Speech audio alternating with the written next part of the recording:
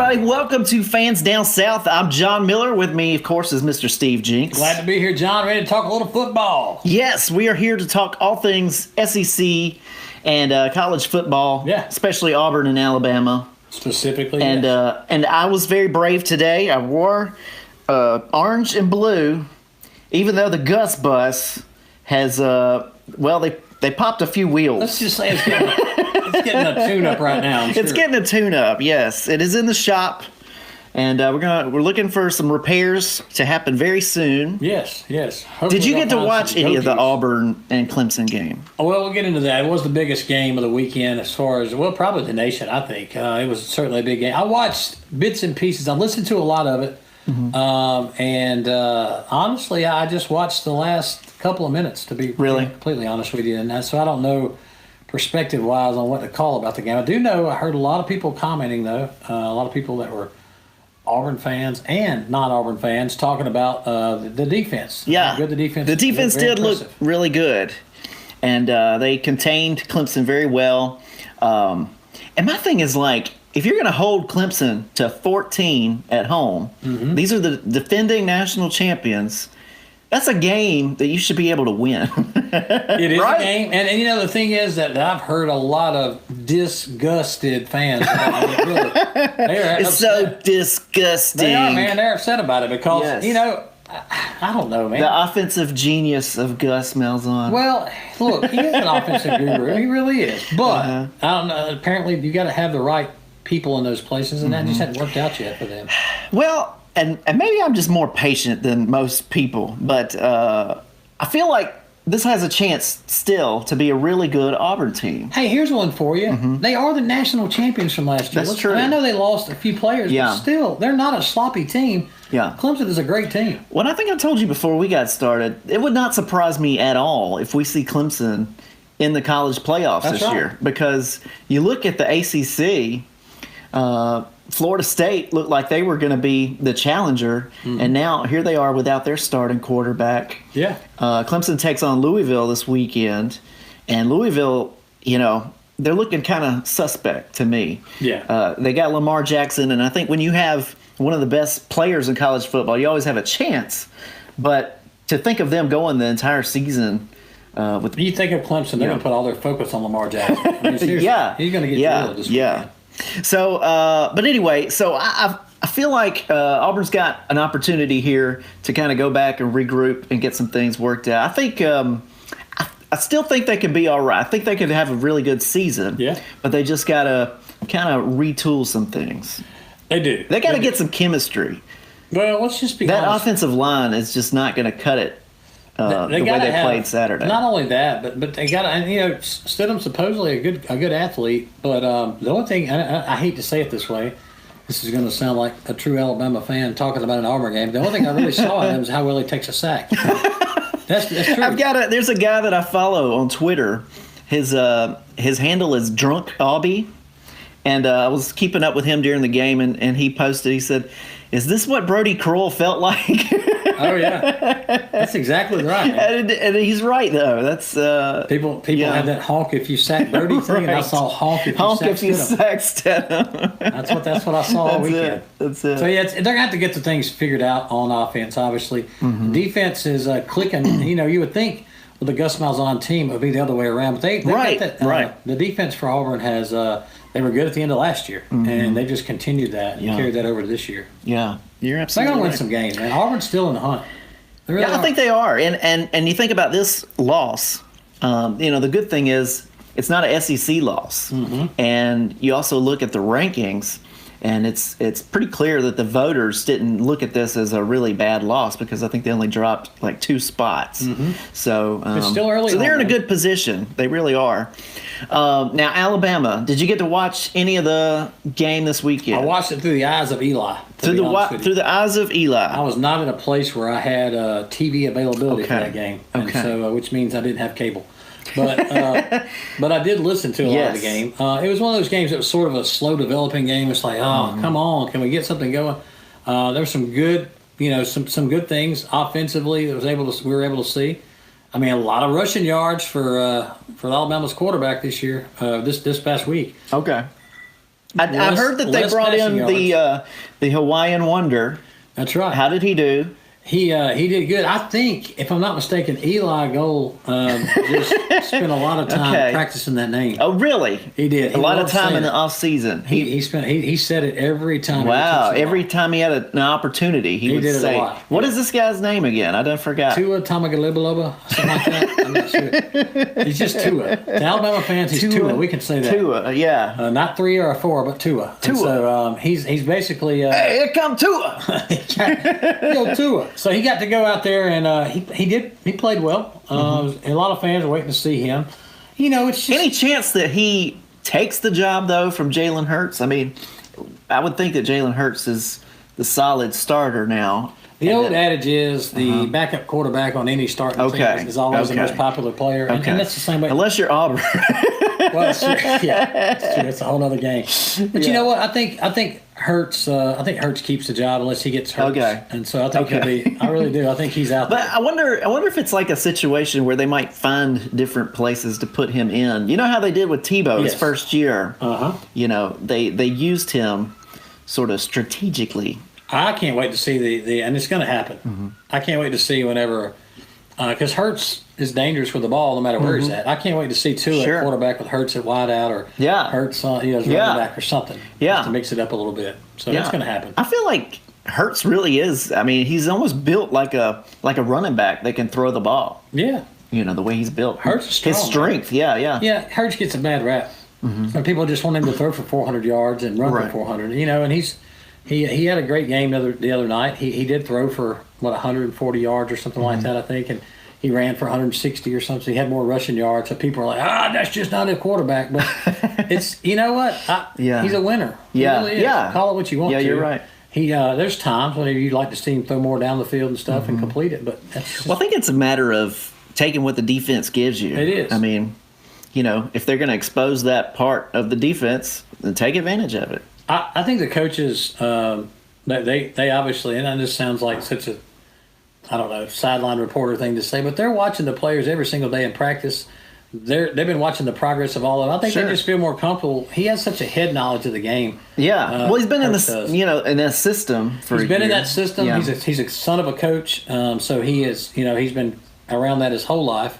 And I imagine if he puts in all that work in the workout room, then he's pretty popular amongst the teammates too. Yeah, I think the players. I think they certainly back up Hurts, and I think they'll do the same with Tua. I think it's just that whenever Tua gets a chance to play, he'll be ready. And I like games like that where we get to see both quarterbacks. Okay, so moving on to this coming weekend. Who does Alabama play? They play Colorado State. Yes, Colorado State. It's been a big rivalry for I think. Probably no years. I don't know. It's I do know that's where Jim McElwain was coaching for a little while. It is. And they're not a horrible team. It's not like it was a little bit closer than expected last time they played each other, right? I don't remember. I want to say it was still a game. I'm not going to act like I know because I don't remember that. But I'm sorry, John. I should have helped you out there. You're exactly right, John. No, I really don't remember. It looks like they're the Rams. The colors are green. Yes. Yeah. So anyway, that's going to be on ESPN. Vandy's coming up soon, John. Okay. That's the one they're really gearing up for. That's right. Yes. That's right. And then Auburn takes on Mercer. I'm sorry. Which I noticed. Mercer?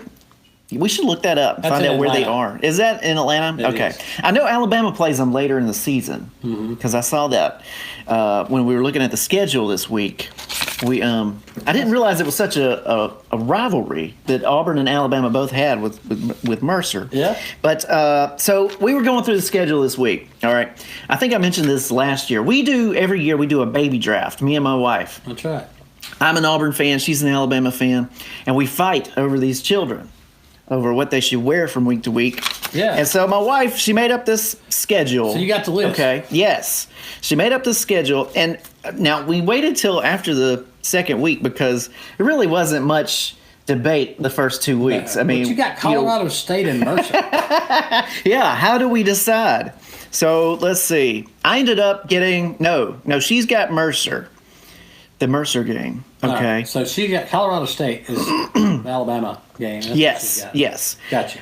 Which I would say that's probably a more interesting game John, it is. Yes. Certainly. It is. Okay, so then the following week, I have the Missouri game where the children will not be dressed for the Alabama-Vanderbilt game. It's going to be a tough one. Vandy's coming in 2-0 so far. They're stout. Seriously. I get the next week, which will be the Mississippi State game. The following week that's the Texas A&M game for you guys. Yeah. After that, I get the LSU game. That was one of the first ones that I picked. I wanted the LSU game. Who's Bama got that week? They've got Arkansas. So then, it's like you lost out on that one, Tiffany. She gets the Tennessee game. Yeah. Whereas Auburn will be playing Arkansas. Then this was what really messed us up. Alabama and Auburn both have the same bye week this year. What do y'all do? The 28th of October. There's nothing on here. We don't on vacation. We should.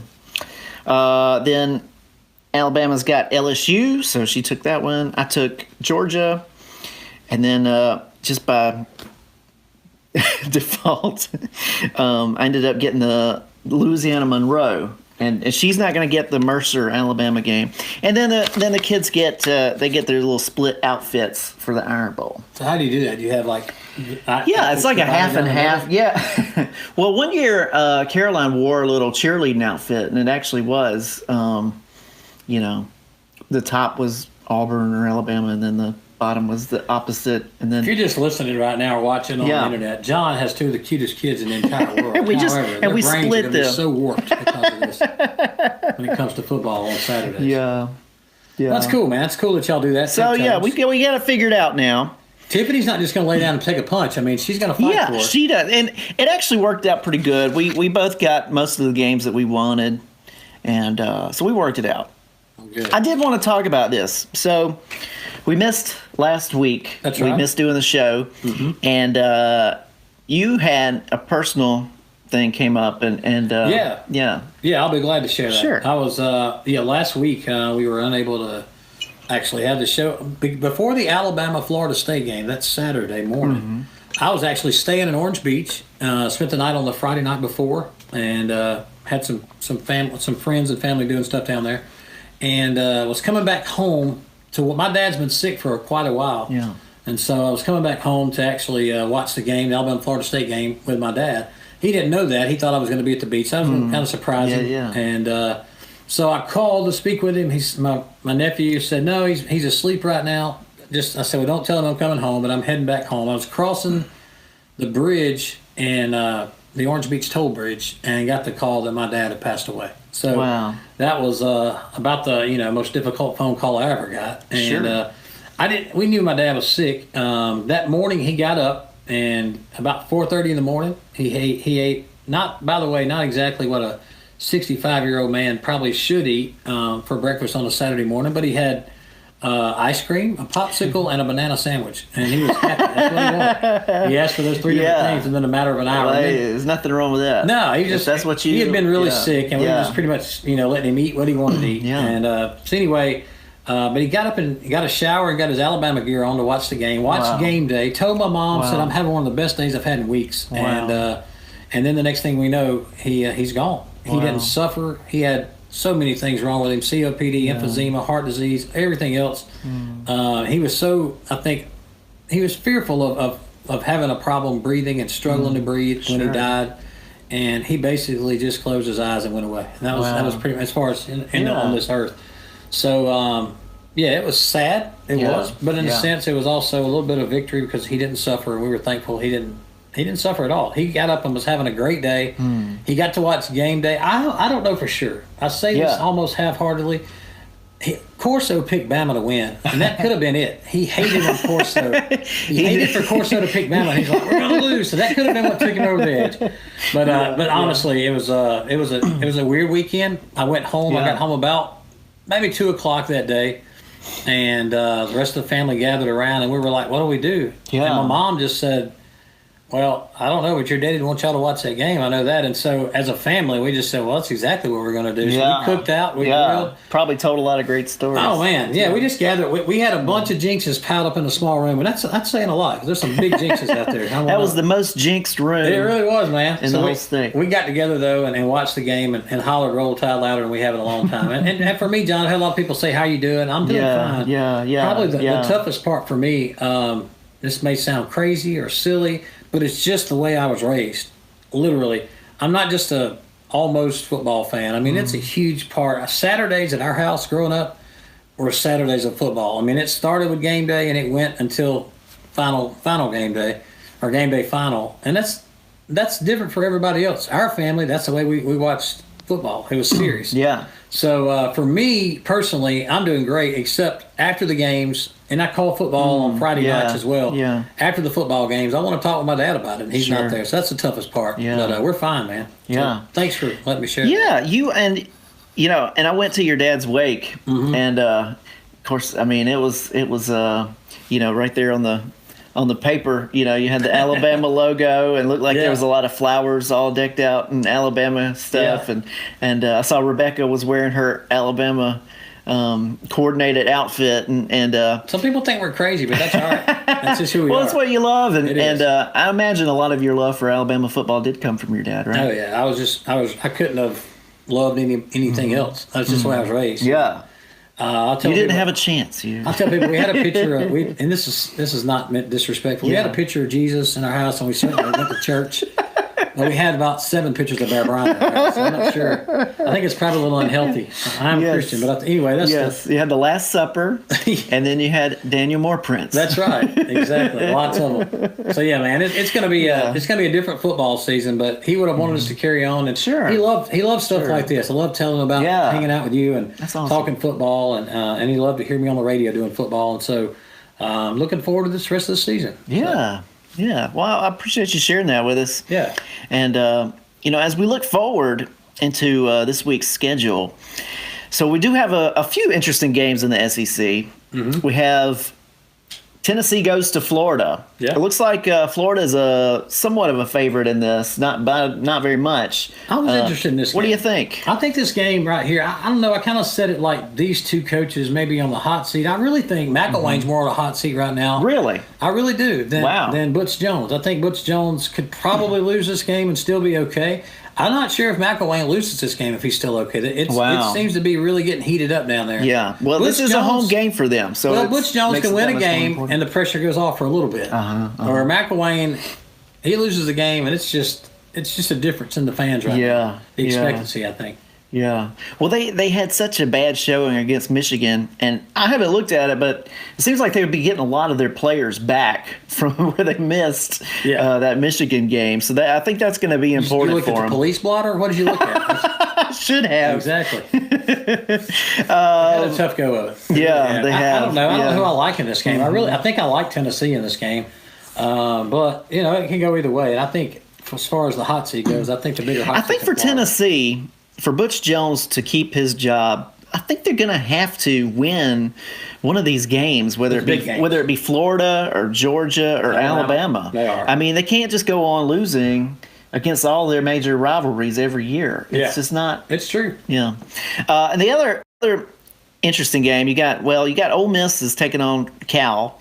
And then within the SEC, you've got Kentucky going to South Carolina. That's a game, man. Yeah, I mean, Kentucky's looking like a much improved Kentucky team. Yeah, and where did the South Carolina heavyweight team come from? I mean, they're playing well right now. Yeah, they took it to Missouri. So, yeah, that ought to be an interesting game. Okay, so we just had the second week of college football and the first week of NFL football. Oh, yeah. And I haven't watched a lot of NFL over the last few years. Yeah. But I decided to watch Monday Night Football. Big doubleheader. Yeah, big doubleheader. And, of course, the Saints were taking on the Vikings. Mm-hmm. And I didn't really know what to expect. I watched a couple of preseason games, but you really can't get much out of the preseason. No, you really don't know. They were very disappointing last night, I gotta say. They got your paper sacks, folks. The defense. That's right. Get out the paper sacks. The defense was not terrible. I feel like they could be a pretty good defense. the offense was what was really disappointing to me because, the offense has been so good over the years. And, man, they just couldn't put it together. And I don't know if you saw this, but Adrian Peterson was on the sideline. He's a Saint now. Mm-hmm. And he was kind of giving this look to Sean Payton, like I need to be playing more, buddy. Did Mark Ingram play a good bit? He did. They kind of split. I would say it was about half and half as far as how much they played him. And I'm still wondering how that chemistry is going to work out. Are they really? Yeah. It seems like you want a main guy to be your running back. But I don't know who would be the main guy out of those two. But anyway, so I think it could be a long season for the Saints, and I don't know. I don't want to read too much into it, but Sean Payton might be in trouble. Yeah, I'm a Saints fan, but I read that this morning about Payton. Mm-hmm. Somebody just commented they didn't know if he'd be the coach next year. We'll find out. Yeah. It's still early. And then they had a game after the Saints-Vikings game. Oh, yeah. And the Denver Broncos. Yes, the Denver Broncos and the San Diego Chargers. Yeah. And, I thought, hey, football season is young. Let's watch a little more, right? People watch that game, I think, more so just to see the new announcers than they did for the actual ball game. Okay, so they had Rex Ryan. Of course. And I can't think of the lady's name. Rex Ryan. Okay, Beth Mowens. All right. So I'd heard her on games before. She does a lot of college games. But what really stole the show was this guy, Sergio Dipp. I'm sorry. I'm going to play a little bit of this. Star of the show. Yes. He was better than the actual game. Please. Let's play a little bit of this. Sergio Dipp. Here we go. Coach, it's a pleasure to be with you guys. Here on the field, from up close, just watching Coach Vance Joseph from here. You're watching now on the screen. His diversity in his background is helping him a lot tonight. Quarterback at Colorado, he lives back in the NFL. And here he is, having the time of his life this night, making his head coaching debut. Now I had the time of my life. And boom goes the dynamite. Man, he just did that. What in the world was going on there? And he practiced that. No. He had to practice that. John. He had to get the job. So there had to be some tape at some point where they said, this guy's really good. This guy's got what we need right here. This is the guy that's going to carry our broadcast. Wow. Yeah, we're getting rid of Mike Tirico, and we really need to beef up the staff here. Let's get Sergio. What do people want this year? Do they want back? Do we want Chris Berman back, or do we want the time of the life? I mean, what was that? He sounded like Tattoo on Fantasy Island at the end there. I didn't know what was going on. I am here, and you are watching on screen. That's amazing. I hate to give the guy a hard time, but come on. I mean, this is Monday Night Football. Yeah, this is the real deal. And maybe just this is not preseason. Maybe it just gives us a sign of how far Monday Night Football has gone down. Okay, and then they had the they brought back Hank Jr., right? Yeah. And so I was kind of like, okay, that's interesting, because Hank Jr. with all the pop country stars. Yeah, we've been missing Hank Jr. for a while. It'd be good to have him back, right? Yeah. So then they bring in Florida Georgia Line to sing with Hank Jr. and Jason Derulo. And they of course they auto-tune the mess out of it.